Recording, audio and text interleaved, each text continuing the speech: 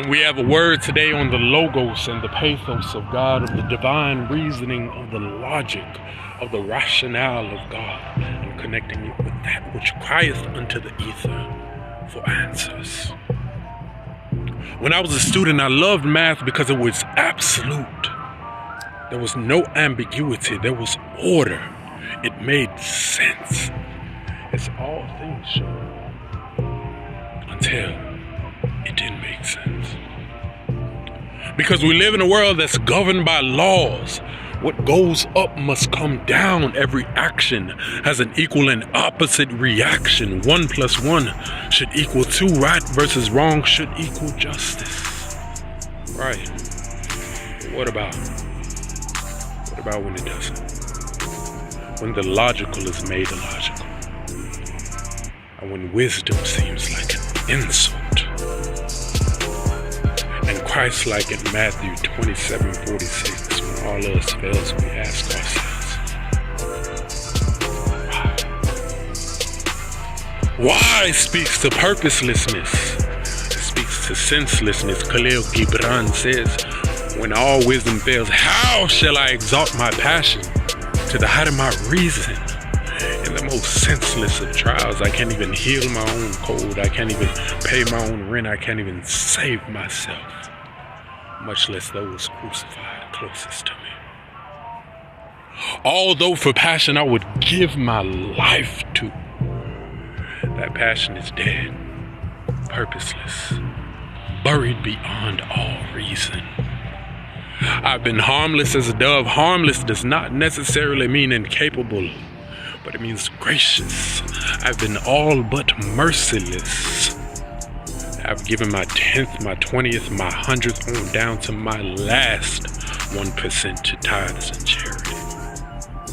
I wake up early and I go to sleep late, yet the muzzle is still suffocating my life from breathing the abundant airs of the fields that I have worked in.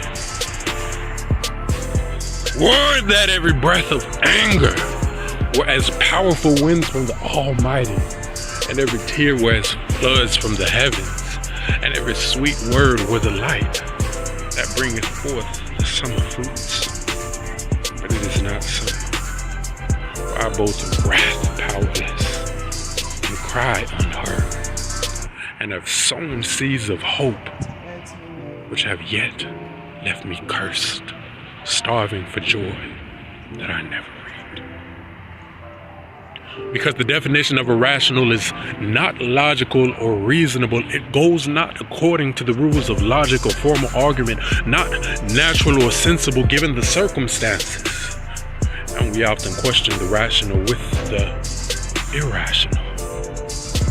That leaves our reasoning going around in circles,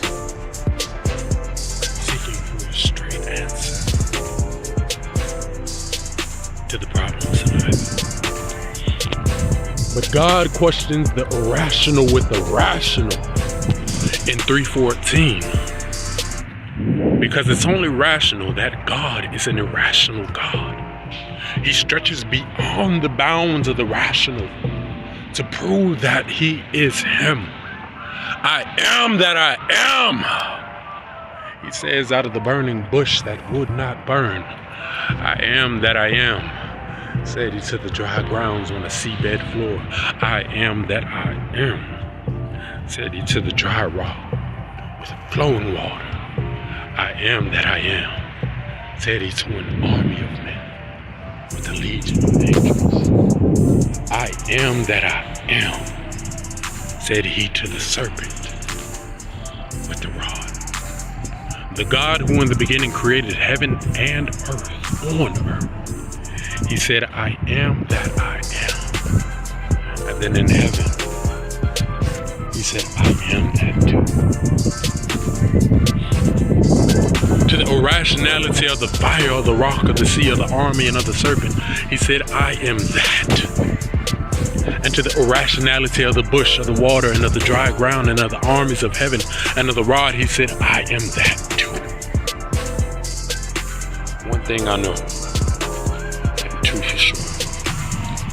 When Moses asked him, what shall I say unto the unbelievers? He said, I am that I am, that they shall believe. The exactitudinal exactness of God. God is not a it. God is not a who. God is not a man. God is no he. No, God is no she. No, God is a thee. Not even a thee, but God is the thee. The power. The kingdom. And the glory. God is that. He says, I'm going to do something irrational. I'm going to set this whole place on fire. You're going to burn either way, Moses. But there's a reason why your name means brought out of the water. Because when you burn with me, when your heart is on fire for God, you're going to come out as gold.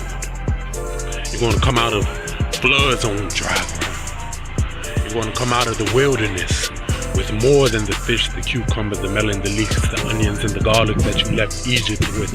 I call you as one man, but you're going to come out a nation before God.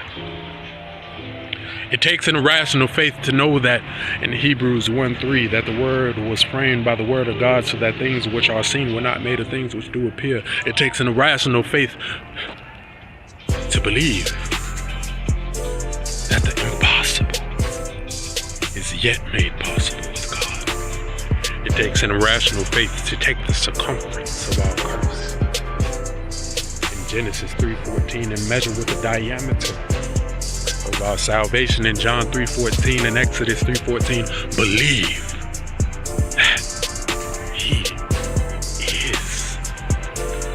For he that cometh to God must first believe that he is.